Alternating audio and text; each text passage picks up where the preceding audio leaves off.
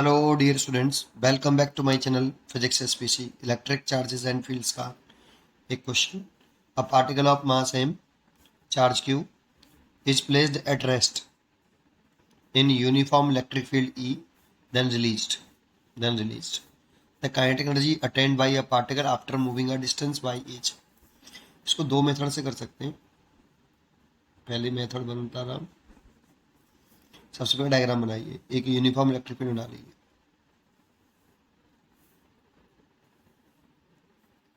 मान लो ये uniform electric field है और ये एक हमारा चार्ज पार्टिकल है जिसका मास m है और चार्ज q है। क्योंकि पहले रेस्ट में है फिर उसके बाद रिलीज किया गया है, तो इनिशियल रेस्ट इसकी कितनी हो गई, 0, और फिर इसे रिलीज कर दिया है यहाँ से। ठीक है, जब रिलीज कर देंगे ये चलने लगेगा। जब ये y डिस्टेंस अटेंड कर ले तो उस समय उसकी काइनेटिक एनर्जी पूछ रहा है। मान लो इसकी वेलोसिटी v हो जाती है, तो हमसे पूछ रहा है काइनेटिक एनर्जी कितनी हो जाएगी पार्टिकल की। तो इसमें एक तो ऐसे कर सकते हो कि इस पर एक कांस्टेंट फोर्स लगेगा पॉजिटिव चार्ज पार्टिकल पर, एफ ई बराबर कितना, क्यू ई। क्योंकि चार्ज पार्टिकल का मास पार्टिकल है तो मास बहुत छोटा होगा, तो ग्रेविटेशनल फोर्स को इग्नोर कर चलेंगे। केवल हम ये मान के चलेंगे कि ओनली इलेक्ट्रोस्टैटिक फोर्स लग रहा है, एफ ई बराबर क्यू ई। और ये जो एफ ई बराबर क्यू ई है ये कांस्टेंट फोर्स है, इसीलिए वर्डन बाई थ्योरम लगा लो, work energy theorem. Work energy theorem लगा रहे हैं तो work done by all forces is equal to change in kinetic energy. क्योंकि यहाँ पर केवल और केवल एक ही फोर्स लग रहा है पार्टिकल पर, इलेक्ट्रोस्टैटिक फोर्स। तो वर्डन बाई इलेक्ट्रोस्टैटिक फोर्स लिख सकते हैं, work done by electrostatic force is equal to change in kinetic energy. ये वर्क एनर्जी थ्योरम लगाइए। वर्डन बाई इलेक्ट्रिक फोर्स लिखे हैं तो डब्ल्यू इज इक्वल टू होता है हमारा एफ एस कॉस थीटा। लेकिन ये तब होता है जब फोर्स आपका कैसा हो, कांस्टेंट हो। यहाँ पे केवल एक सिंगल फोर्स लग रहा है, वो भी कांस्टेंट है, इसलिए वर्डन बाई इलेक्ट्रिक फोर्स में ये लगा सकते हैं। इलेक्ट्रोस्टैटिक फोर्स डिस्प्लेसमेंट हुआ आपका वाई, क्योंकि इधर ही फोर्स लग रहा है और इधर ही डिस्प्लेसमेंट हुआ है, इसलिए एंगल 0 डिग्री।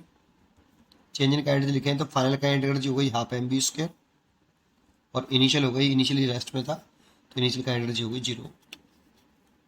इलेक्ट्रोस्टैटिक फोर्स हो गया क्यू ई, डिस्प्लेसमेंट हो गया Y.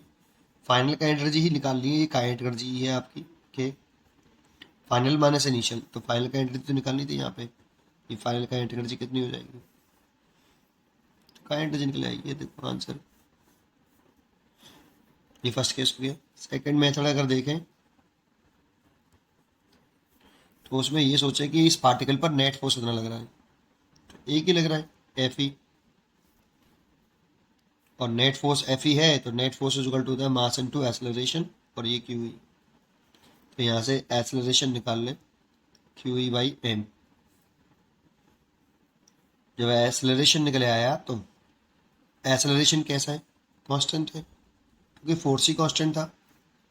Q E, Q constant है, इलेक्ट्रिक फील्ड यूनिफॉर्म है, कांस्टेंट, मास पार्टिकल का कांस्टेंट होगा ही, तो एक्सेलरेशन कांस्टेंट है। इसलिए मोशन की 3 इक्वेशन लगा सकते हैं, v square are u square plus के 2as, ये इक्वेशन लगा सकते हैं।